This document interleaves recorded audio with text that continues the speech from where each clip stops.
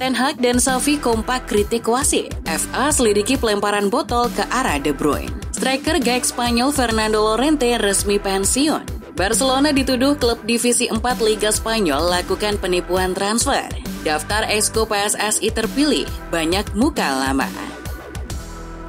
Halo football lovers, kembali lagi di Starting 11 News. Seperti biasa, kami akan terus menyajikan informasi seputar dunia sepak bola spesial untuk Anda.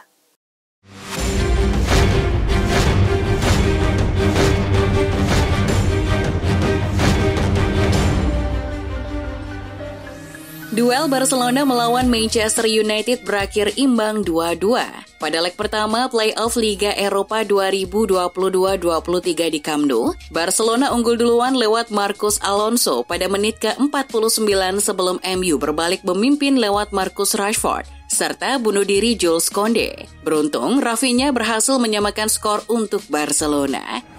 Juventus ditahan imbang Nantes dalam dua leg pertama playoff babak gugur Liga Eropa 2022-23. Duel di Allianz Stadium Jumat 17 Februari ini berakhir imbang dengan skor 1-1. Kali ini, Juve unggul terlebih dahulu lewat gol Dusan Vlahovic di menit ke-13. Sayangnya, Juve gagal memanfaatkan momentum. Nantes membalas melalui aksi Ludovic Blas di menit ke-60.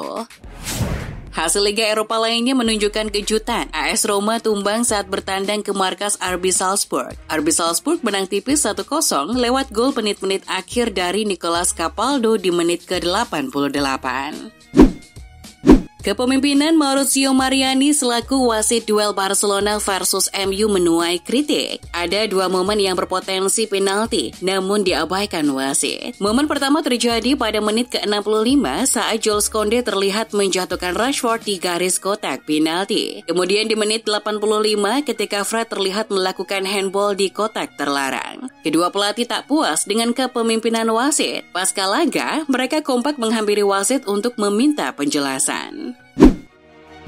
Gavi dan Pedri jadi tumbal di Camp Nou. Pedri mengalami cedera dan Gavi terkena kartu kuning dan dia akan absen di leg kedua karena akumulasi. Pasca laga, Xavi Hernandez mengkonfirmasi jika pilarnya mengalami masalah pada pahanya. Barca Blaugranes mengklaim jika Pedri bisa saja absen dalam 1 bulan. Ia diprediksi tak bisa tampil hingga pertengahan Maret.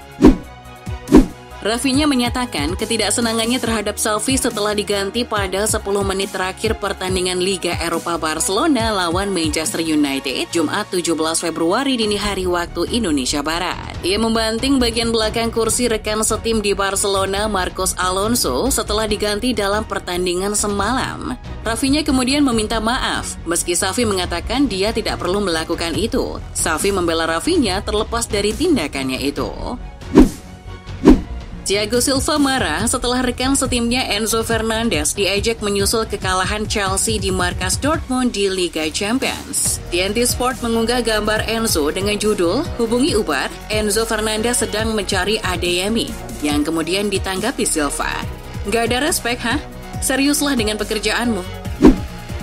Supporter Arsenal melempar botol dan gelas plastik ke arah gelandang Manchester City Kevin De Bruyne saat kedua tim bertemu di Liga Inggris kemarin. FA kini akan melakukan investigasi terhadap kejadian tersebut. Apalagi wasit Anthony Taylor yang bertugas juga memasukkan kejadian itu dalam laporan yang dibuatnya. Tak menutup kemungkinan akan ada hukuman yang diberikan kepada pelaku yang terbukti melakukannya.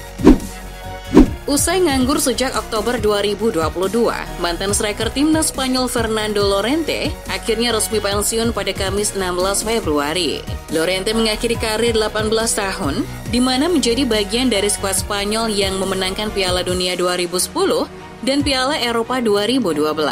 Sepanjang karirnya, Llorente pernah bermain di sejumlah klub besar, termasuk Athletic Bilbao, Sevilla, Juventus, Tottenham Hotspur, dan Napoli. Klub terakhir yang dibelanya adalah Eibar. Pemandangan menarik terjadi saat internal gym antara AC Milan menghadapi AC Milan U18. Zlatan Ibrahimovic yang terlibat di pertandingan itu melawan anaknya sendiri Maximilian Ibrahimovic yang kebetulan memperkuat tim U18. Pertandingan itu sendiri digelar sebagai bagian dari rangkaian latihan tim senior. Lord Ibra turut disertakan sebagai bagian dari pemulihan pasca cedera. Sergio Ramos tidak bisa menyembunyikan rasa frustasinya setelah PSG kalah 1-0 di kandang melawan Bayern Munchen di leg pertama babak 16 besar Liga Champions. Ramos terlihat mendorong seorang fotografer agar dia menyingkir saat para pemain PSG lainnya bertepuk tangan untuk supporter saat bubar. Sang bek kini telah meminta maaf atas tindakannya dan sudah dimaafkan oleh fotografer Marcus Gilliard. Gianluigi Buffon angkat bicara soal skandal yang menimpa Juventus baru-baru ini. Buffon mengaku masih bingung dengan apa yang terjadi, sekaligus curiga terhadap satu hal. Apa ini sebuah tabiat atau ketagihan untuk menyakiti diri sendiri, atau kekuatan lain yang ingin mengalahkan sebuah kekuatan yang ada? Presiden Liga Spanyol, Javier Tebas, menyatakan tidak akan menjatuhkan sanksi kepada Barcelona terkait kasus dugaan suap ke ex-wakil Presiden Komite Teknik Wasit Spanyol. Alasannya karena tidak ada tuntutan pidana yang diajukan dan perkara ini sudah kadaluarsa. 5 tahun telah berlalu dan periode pemberian jenis sanksi ini berakhir setelah 3 tahun, katanya. Klub Divisi 4 Liga Spanyol Union Adarve melaporkan Barcelona ke FIFA karena dugaan penipuan dalam transfer Marcos Alonso yang direkrut secara gratis dari Chelsea pada musim panas 2022. Alonso pernah bermain di tim muda klub tersebut tahun 2001 hingga 2005. Klub yang berbasis di kota Madrid ini mengklaim mereka berhak mendapatkan uang sebesar 130.000 euro, sekitar 2,1 miliar rupiah sebagai kompensasi. Pihak Union Adarve mengklaim kepindahan Alonso ke Barcelona adalah bagian dari skema tukar guling dengan Aubameyang. Aubameyang pindah ke Chelsea dari Camp Nou dengan nilai 12 juta euro, sekitar 194 miliar rupiah pada periode yang sama dengan kepindahan Alonso. Artinya, di mata pihak Union Adarve, transfer Alonso bukan 100% bersifat gratis dan Barcelona melakukan kebohongan. Menurut kabar dari Goal, tawaran pembuka sebesar 5 miliar pounds atau setara 90 triliun rupiah untuk Manchester United diperkirakan akan dilayangkan pada Jumat 17 Februari ini. Konsorsium investor Qatar termasuk mantan Perdana Menteri Hamad bin Jassim bin Jaber Al Thani saat ini sedang menyelesaikan penawarannya untuk setan merah. Di sisi lain, pemimpin redaksi Doha Arabic, Majid Al-Helaifi, mengisyaratkan keberhasilan mengakuisisi United dengan tweet, Man United dimiliki Qatar. Muncul rumor Lionel Messi berpeluang balik ke Barcelona musim depan, tapi Jorge Messi membantah rumor terkait anaknya tersebut. Saya pikir Messi tidak akan balik ke Barcelona, kondisinya tidak tepat. Kami belum bicara sama sekali dengan Laporta dan tidak ada tawaran sama sekali, ujar Jorge Messi kepada AFP. KLB digelar Kamis 16 Februari berhasil memilih pengurus PSSI untuk masa bakti 2023 hingga 2027, termasuk Ketua Umum, Wakil Ketua Umum, dan anggota Exco. Ketua Umum terpilih Erick Thohir, sementara wakilnya Ratu Tisha dan Zainuddin Amali. Sedangkan ada 12 anggota Exco yang terpilih, dengan separuh diantaranya adalah Exco PSSI periode sebelumnya, termasuk Ahmad Riyad. Nama-nama lainnya yaitu Eko Setiawan, Andri Erawan, Juni Rahman, Muhammad, Rudi Yulianto, Sumarji, Vivin Cahyani, Peter Tanuri, Arya Mahendra, Hairul Anwar, dan Hasnuriadi Sulaiman. Tottenham Hotspur diyakini sedang berbicara dengan investor tentang rencana pembangunan kembali mereka, tetapi tidak dalam rangka dijual. Sebelumnya, miliarder Iran Amerika Jam Najafi dilaporkan oleh Financial Times akan menyusun sebuah konsorsium yang dipimpin oleh MSP Sports Capital untuk membuat tawaran pengambil alihan 3,1 miliar pounds untuk klub London Utara. Tetapi Tottenham tidak untuk dijual dan pemiliknya berkomitmen penuh pada rencana jangka panjang mereka untuk klub Liga Premier tersebut. Ex-penyerang Manchester City Sergio Aguero menilai Chelsea dan Liverpool masih berpeluang untuk menembus 4 besar Liga Inggris 2022-2023. Seperti diketahui bersama, kedua tim mengalami keterpurukan serupa di Liga Inggris 2022-2023 dengan diwarnai inkonsistensi permainan. Penurunan performa keduanya salah satunya disebabkan absennya beberapa pilar inti karena cedera. Menurut Aguero, kedua tim mungkin akan bisa kembali ke performa yang kompetitif jika semua pemain tersedia.